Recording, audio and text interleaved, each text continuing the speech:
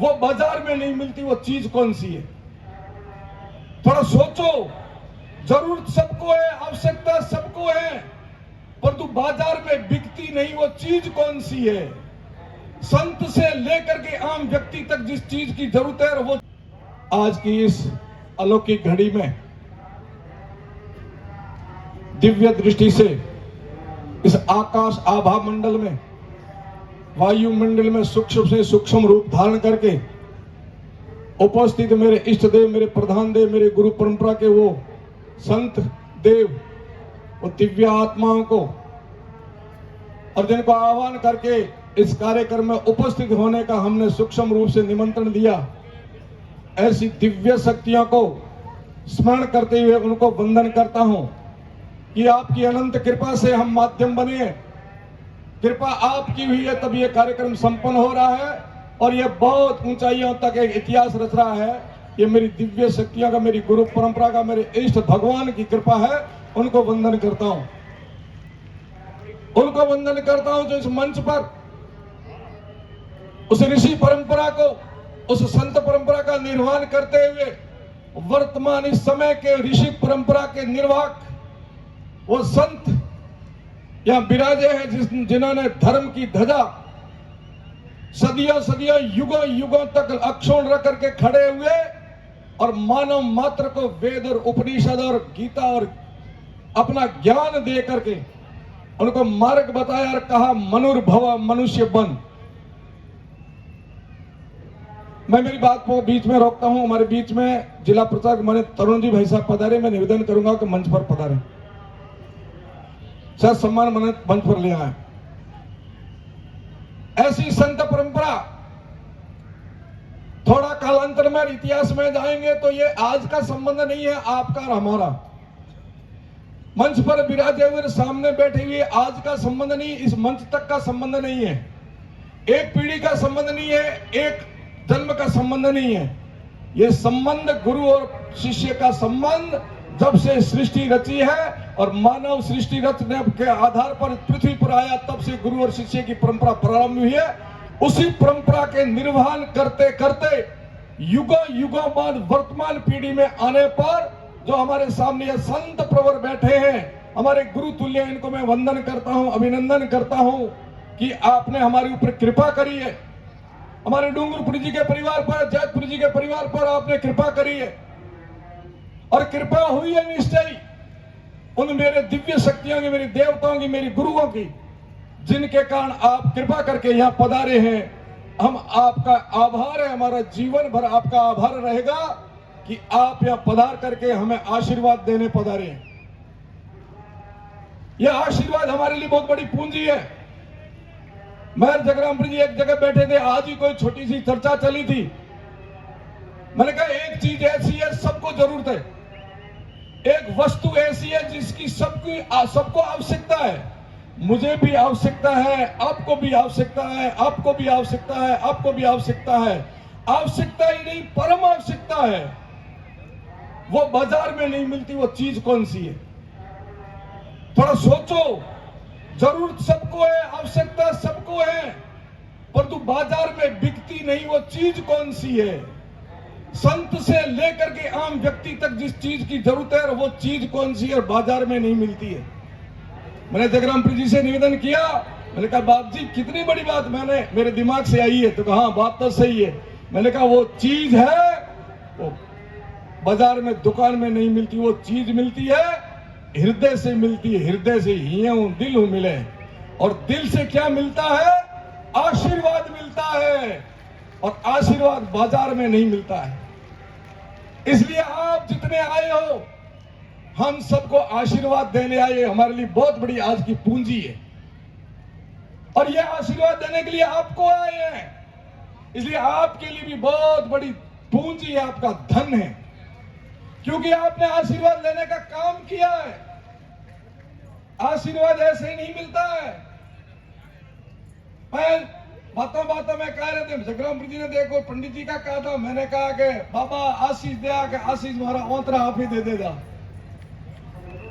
तो आपने जो सेवा की है इन संतों की, आई हुई अतिथियों की, आपने वो पूंजी ले ली है सेवा करके, तन से, मन से और धन से आपने जो सेवा करके आशीर्वाद दिए, आपकी ये सदियों सदियों तक आपकी पूंजी खत्म नहीं होगी।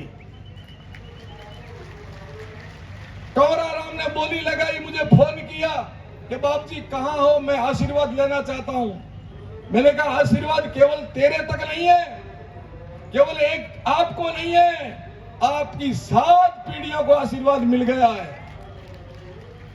ऐसे आपने जिन्होंने तन से सेवा की है, मन से सेवा की है और धन से सेवा की है, उन सबको बाबा के आशीर्वाद है। ये बोलो जयपुर जी महाराज की, धर्मपुर जी महाराज की, मालानी के महादेव मोहनपुर जी महाराज की। आशीर्वाद की झोली भर के जाना है और आशीर्वाद खोज के नहीं लिया जाता है, आशीर्वाद दिल से दिया जाता है। इसलिए दिल से आशीर्वाद लेने के लिए तपना पड़ता है, तपस्या करनी पड़ती है, साधना करनी पड़ती है, समर्पण करना पड़ता है, त्याग करना पड़ता है और समर्पण में भी उससे भी आगे बढ़ना पड़ता है। आप कहो मैं करूं, वहां जब मन पहुंच जाता है आप ही आप हो, हम कुछ नहीं है, तब आशीर्वाद मिलता है। आज ऐसा आशीर्वाद आपने लिया है और ऐसा आशीर्वाद हमने भी लिया इन संतों से। तारातरा और चौटन के सभी संतों ने, डूंगरपुर जी के परिवार में से हमने संतों के लिए कोई सेवा में कमी रह गई हो तो अपना समझ करके हमें क्षमा करना, आप दिल खोल करके आशीर्वाद देना हमारे को, जिसे तारातरा मठ, डूंगरपुर जी का परिवार खूब क्षेत्र में बड़े जगह जगह आश्रम, मठ, मंदिर खुले इनके और चारों तरफ धर्म का प्रचार करें। चारों तरफ धर्म के प्रचार के लिए तारातरा के जिस प्रकार शंकराचार्य जी के अनुयायी 4 मठ पहले स्थापित हुए थे पूरे भारत के अंदर, और 4 मठों से पूरे भारत के अंदर हर गांव तक मठ पहुंचा है, ऐसा आप आशीर्वाद देके जाना कि हमारे डूंगरपुर जी का परिवार, हमारे जैतपुर जी का परिवार, हम घरे घरे गांव गांव में हमारे आश्रम खुले, और खुले इसलिए कि ऐसे पेट भरने के लिए नहीं, ये शरीर देश और धर्म के लिए लगे, इसलिए हम संत बने हैं। और आशीर्वाद हम भी देते हैं आपको। जब आप विवाह करके हमारे पास आते हो, आप गृहस्थी हैं, हम सन्यासी परंपरा के हैं। हमारी जो वंश परंपरा है वो शिष्यों से बढ़ती है, और 2 प्रकार की वंश परंपरा है, एक है नाद की और दूसरी है बूंद की। एक है नाद मतलब शब्द और दूसरा है बूंद यानी रज और वीर्य। नाद और बूंद दोनों से वंश चलता है। पहले बूंद से यह शरीर बना है, यह पहली परंपरा है आप और हम सब की। और मनुष्य को 2 बार जन्म लेना पड़ता है। पूज्य आचार्य और पधारे विजयपाल जी, विरजानंद जी, जिनके चरणों में बैठ करके हमने शिक्षा ग्रहण की, जिसके बलबूते पर हम यहां खड़े होकर 2 शब्द बोल सकते हैं। मोहनपुर जी महाराज का आशीर्वाद, उन दिव्य शक्तियों का आशीर्वाद कि पीछे पीठ मजबूत हुए ना, पछे वो आदमी पाछो को नहीं पड़े, महाराज पीठ मजबूत है, डूंगरपुर जी पीठ है। मोहनपुर जी का आशीर्वाद है। मनुष्य को 2 बार जन्म लेना पड़ता है। एक जन्म लेना पड़ता है ये जो शरीर से, पिंड से, ये नाद, ये रज और वीर्य का है, इसको केवल योनि कहेंगे, मनुष्य योनि। और यदि मनुष्य बनना है तो गुरु के गर्भ में जाना पड़ेगा। गुरु के गर्भ में जाओगे तब मनुष्य बनोगे, इसलिए मनुष्य को द्विज कहा, 2 बार जन्म लेना है। हमने 2 बार जन्म लिया है, हमने 1 बार जन्म नहीं लिया है। 1 बार का जन्म समाप्त कर दिया है। जब सन्यासी बनता है तो 7 पीढ़ी का आचार्य जी विराजे, हमारे गुरुजन विराजे, जब हमारा संस्कार होता है तो हमारे को 7 पीढ़ी का तर्पण करने का, 7 पीढ़ी थोड़ी गई, छूटा 7 पीढ़ी, आने वाली 7 पीढ़ी पीढ़े वाले, उनसे संबंध हमारा कोई नहीं है। ना हम किसी परिवार के हैं, ना किसी जाति के, ना किसी हम समाज के हैं। और भूलवश यदि आप मानते हो तो हमारे साथ आप अन्याय करते हो और पाप करते हो। किसी साधु को और किसी देवता को जाति से मत बांधना, किसी क्षेत्र से मत बांधना, क्योंकि वो समाप्त हो चुका है। हमारा परिवार है तो ये बैठा, ये परिवार है। हमारा कोई समाज है तो ये समाज है, हमारा वंश है तो शेजावत मड़ी है, हमारा अखाड़ा है तो जूना अखाड़ा है, हमारा खूंटा है तो डूंगरपुरी जी का मठ है, हमारा गुरुस्थान है तो तारातरा मठ है। ये हमारा परिचय है, हमारा ये परिचय है। मुझे प्रसन्नता है इस बात की, आप लोग जब विवाह करके जाते हो तो आप बड़े बुजुर्ग और देवथान जाओ कि नहीं जाओ जोड़े सहित, पहलो काम देवथान जाने को करो। मारे मठा में भी आओ कि नहीं आओ कि बाप जी रे हालो देवथान, उठा बाप जी बैठो पगे लागो जी बाप जी आशीर्वाद की दे, बेटा दूधो ना और पूता फलो। देते कि नहीं देते? बड़े बुजुर्ग भी देते कि देते? बोला माता देते कि नहीं देते? बेटा दूधो ना और पूता फलो। ये मैं नहीं कह रहा, हमारी परंपरा कह रही है, हमारे गुरुओं ने सिखाया है। कोई गृहस्थी जब आए तो उसको आशीर्वाद देना, दूधो ना और पूता फलो, क्योंकि वंश की बेल बढ़ती रहनी चाहिए। ये संसार की रचना ही भगवान ने इसलिए की है, नर नारी इसलिए बनाया है कि संसार की रचना आगे बढ़ती जाए। मैं यही भाव आपसे निवेदन करता हूं, हमारा पूर्ण मन से आपको आशीर्वाद है सभी संतों का कि आप दूधो ना और पूता फलो। और एक बात ध्यान रखना, दूधो ना और पूता फलो अमार हुए बाप जी थे, देखो तो सही टाइम मैंने ध्यान है पूरा 1:30 बजे तक अपने मुहूर्त का है अभिजीत का, और ये भगत लोग बैठे हैं हमारा। मैं केवल मेरे कर्तव्य का बोध करके कर्तव्य का पालन कर रहा हूं, क्योंकि आचार्य जी कल कह के गए हम इतनी दूर आए हैं तो धर्म का प्रचार करने के लिए आए, केवल भोजन और विदाई लेने के लिए नहीं आए। और ये मेरा परम कर्तव्य बनता है। हम सब लोग संत बैठे हैं ना, केवल भोजन करके लिफाफे लेकर के जाने का हमारा धर्म नहीं है। हमारा धर्म है इनको उपदेश देना, धर्म के मार्ग पर चलाने के लिए।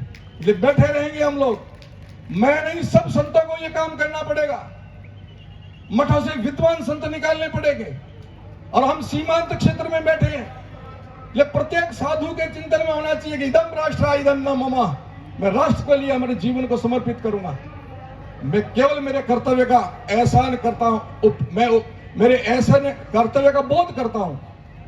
मेरे को मेरे कर्तव्य का बोध कराया, तू कौन है, 2 प्रकार से, एक शरीर से कर्तव्य का बोध भी कराया इन्होंने आचार्य जी ने, और साथ में मुझे उद्देश्य भी दिया।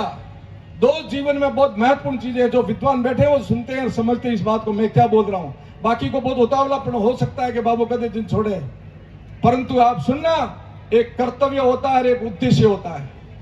कर्तव्य की पूर्ति शरीर से करनी है और उद्देश्य की पूर्ति अपना भजन करके अपना जीव कल्याण, जिसको आत्मा कहते हैं, उसको ऊर्ध्व गति की तरफ ले जाना। ये उद्देश्य है हमारे जीवन का। कर्तव्य क्या है आप पता करो कि मैं कौन हूं, मैं कौन हूं, बार बार जाओ। एक पल भी हमें अपने पास बैठने का समय नहीं मिलता है, अपने बारे में सोचने का टाइम नहीं, दुनिया पर अंगुली उठाने का टाइम है। वो ऐसा और वहां ये और वह है। जरा आप आपके पास भी बैठो कि आप कौन हो। आप पहले शरीर से बोध करो कि मैं, ये मेरा शरीर किसका है, किस परंपरा का है, किसके घर का है, मेरे ऊपर क्या क्या कर्तव्य बनते हैं। मैं किसी का पिता हूं, मैं किसी का पुत्र हूं, मैं किसी की पत्नी हूं, मैं किसी का पति हूं, मैं किसी का शिष्य हूं, मैं किसी का गुरु हूं, मैं कोई न कोई मेरे ऊपर जिम्मेवारी है। ये आपकी शरीर का बोध होगा कि ये मेरे शरीर की जिम्मेदारी है। और कर्तव्य को उर्दू में फर्ज कहते हैं, और अंग्रेजी पढ़े लिखे बैठे हैं ना, उनको निवेदन कर दो, कर्तव्य को अंग्रेजी में ड्यूटी कहते हैं। और जो शास्त्र जानते हैं उनको भी जानकारी है, कर्तव्य को ही धर्म कहा है। अपने धर्म का पालन करें, हम कोई उपकार नहीं करें किसी पर। आपने कोई सेवा की है तो कोई उपकार नहीं किया हमारे ऊपर। आपने यदि आप भेंट पूजा दी तो हमारे ऊपर कोई उपकार नहीं किया। आपने अपने कर्तव्य का बोध करके कर्तव्य का पालन किया है। हम खड़े होकर के यहाँ काम कर रहे हैं, सेवा कर रहे हैं, हमने किसी पर उपकार नहीं किया है। हमने हमारे कर्तव्य का बोध किया और कर्तव्य का पालन किया, यही धर्म है। हम अपने कर्तव्य का पालन नहीं करते तो हम पापी है। कर्तव्य का बोध कराने वाले नहीं, बस चिंता इस बात की है। और ये लगन नहीं है कि मेरा कर्तव्य बोध हो गया, यही गड़बड़ है। सारी समस्या का समाधान और सारी समस्याएं खड़ी होती है। मेरा ऐसा मानना मार साहब कि व्यक्ति कर्तव्य का बोध नहीं करता है और कर्तव्य का बोध कराने वाला नहीं है। राष्ट्र से लेकर के परिवार तक जो समस्याएं खड़ी है, व्यक्ति जब ये देख ले मैं किस धर्म का हूं, किस राष्ट्र का हूं और किस परिवार का हूं, मेरा कर्तव्य क्या बनता है, तो वह खड़ा रहना चाहिए, कर्तव्य की पालना करनी चाहिए, नहीं करता तो पापी है। इस समय जितनी समस्याएं हैं अपने से शुरुआत करनी है कि मेरा कर्तव्य यहाँ क्या बनता है, धर्म के प्रति क्या बनता है, मेरे अपनों के प्रति क्या बनता है, मेरे देश के प्रति मेरा क्या कर्तव्य बनता है। वो कर्तव्य हम सबको निभाना है और ऐसा कर्तव्य बोध कराने वाले कोई होते हैं तो वो गुरु होते हैं, इसलिए इनको गुरु कहा गया। भारी बड़ा ये है, इसलिए हमें द्विज बनना है, इसलिए गुरु के गर्भ में जाना है, इसलिए गुरु के गर्भ में जाकर के दोबारा जन्म लेना है। माटी रे लोथड़े में मिनिकपणो को नहीं आवे, मिनिकपणो आवेला तो ज्ञान के गर्भ में जाना पड़ेगा, पुनः जन्म लेना पड़ेगा, इसलिए द्विज बनना पड़ेगा। ऐसे दिव्य संत आए, इनका आशीर्वाद लेना है। वंश बेल तो मोहरी बढ़नी चाहिए, थोड़ी की मोहरी नहीं बढ़नी चाहिए। मैं चाहूं मोहरे चेला हुए, मोहरे मठ बने, मोहरे जगह बड़े हुए कि नहीं हुए गोरी। जैसे आपके घर कोई पुत्र पैदा होता है और वह पुत्र योग्य हो, अपनी आशा यही होती है कि मेरा सपूत होना चाहिए, कपूत नहीं है। पूत सपूत तो क्यों धन संचय, पूत कपूत तो क्यों धन से 10-12 पैदा कर दे, हैं कपूत हुए बाप दिन भर हुए लिए चिंता कर दो तो पैदा कीड़ा कहीं काम आया। भीड़ नहीं पैदा करनी है, राष्ट्र को जरूरत है आज आप लोगों की, संख्या के अनुपात आपकी जरूरत है देश को, और तू निकम्मे देश को नहीं देने, समाज को नहीं देने, धर्म को नहीं देने, पुरुषार्थी व्यक्ति देश और धर्म को देने। आप चिंता मत करना कि आपके घर की जमीन कम पड़ जाएगी। मैं तो कहता हूं 10 कम से कम, मैंने ये सब संत कहते दूधो नाव पूता फलो, तो कम से कम धरो 10 ताबरिया होना ही चाहिए, बेटा बेटी है 10 होना चाहिए। क्यों? क्योंकि जो दिख रहा है उसको भविष्य को कहते हैं हम। आपको रे बाप जी महाराज जमीन कम पड़ जाए, खेतड़ा कम पड़ जाए, प्लॉट नहीं, जमीन कम नहीं पड़ेगी, आपके अंदर जमीर होना चाहिए। बाजुआ में बल है तो पाकिस्तान में झंडे गाड़ देना, कोई नहीं रोकेगा आपको। और प्रमाण देखना तो यहाँ हमारे प्रवासी बंधु कहीं बैठे हैं, रात को नवल जी आए थे यहाँ, अफ्रीका में जाकर के अपनी जमीन खरीद सकता, उसकी जमीर ने जमीन से उठ करके, गरीबी से उठ करके वहां तक झंडे गाड़ सकता है।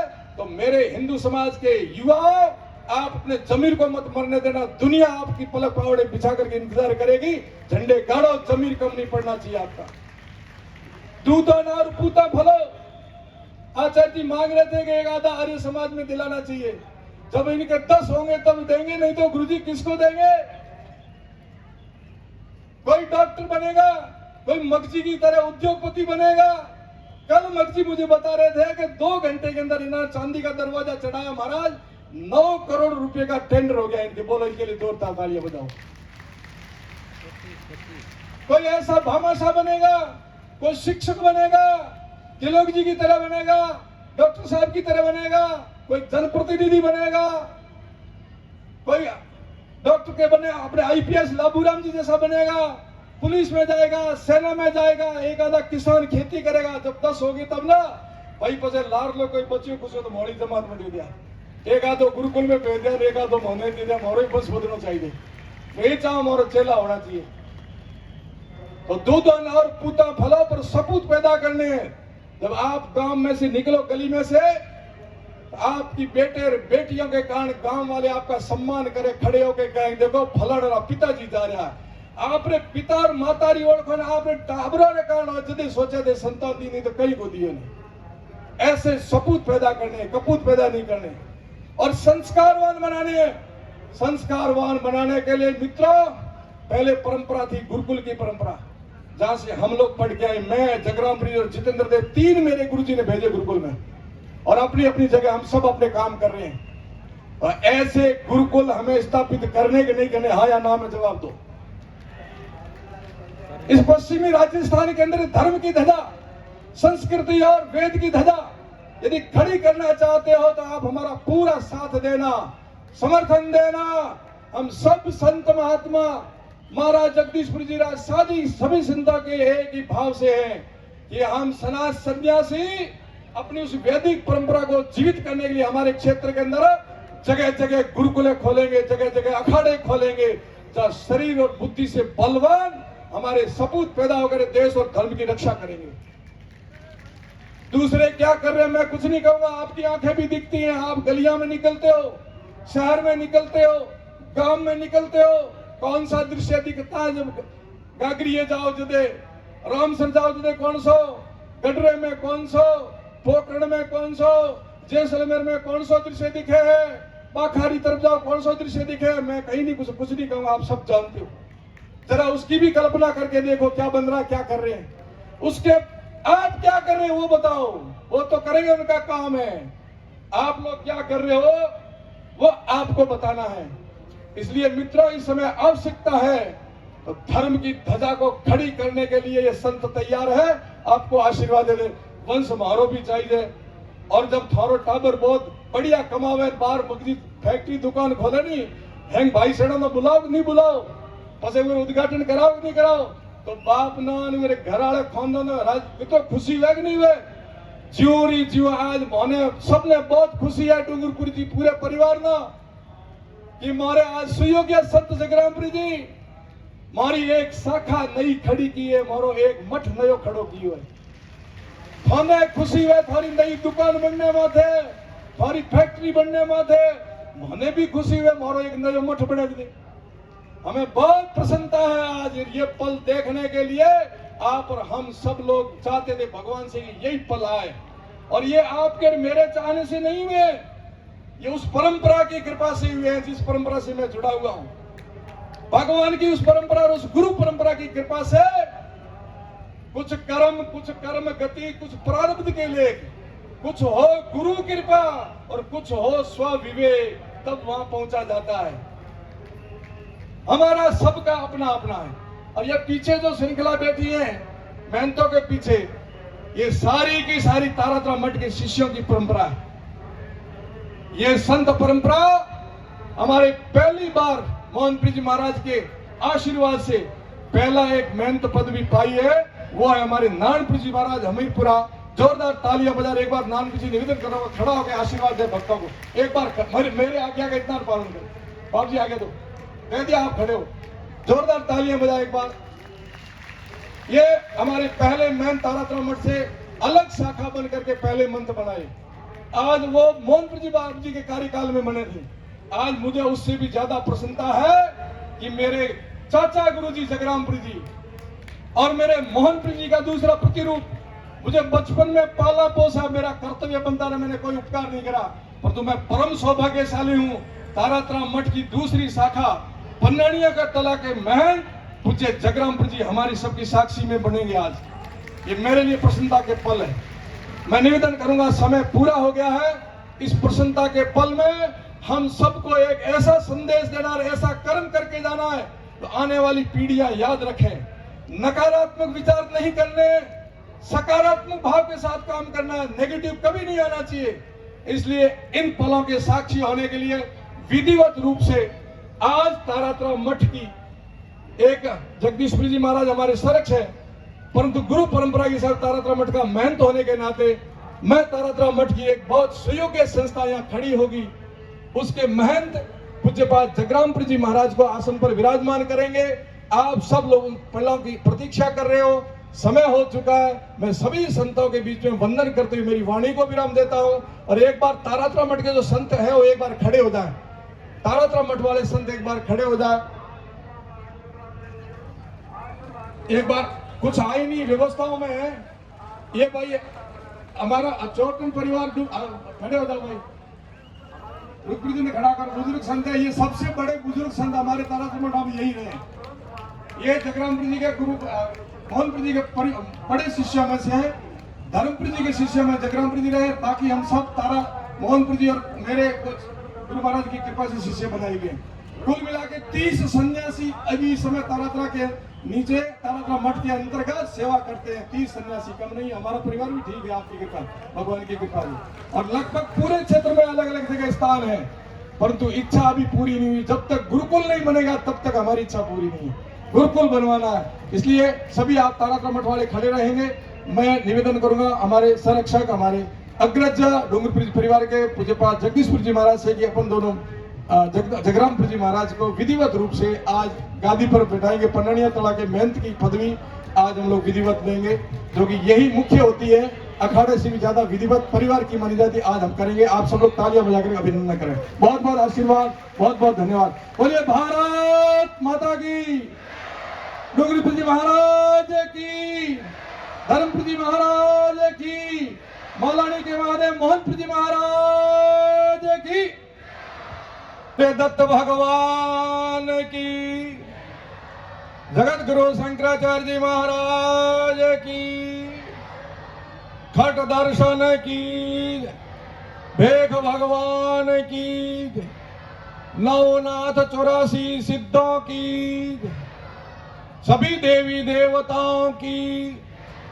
कुल देवताओं की, प्रधान देवताओं की, खेड़े बस्ती के देवताओं की, अपने अपने माता पिता गुरुदेव की, भारत माता की, सनातन धर्म की, बोले डूंगरपुर जी महाराज की, बोले जैतपुर जी महाराज की, बोले श्यामपुर जी महाराज की, विजयपुर जी महाराज की, तेजपुर जी महाराज की, धर्मपुर जी महाराज की, मालानी के महादेव मोहनपुर जी महाराज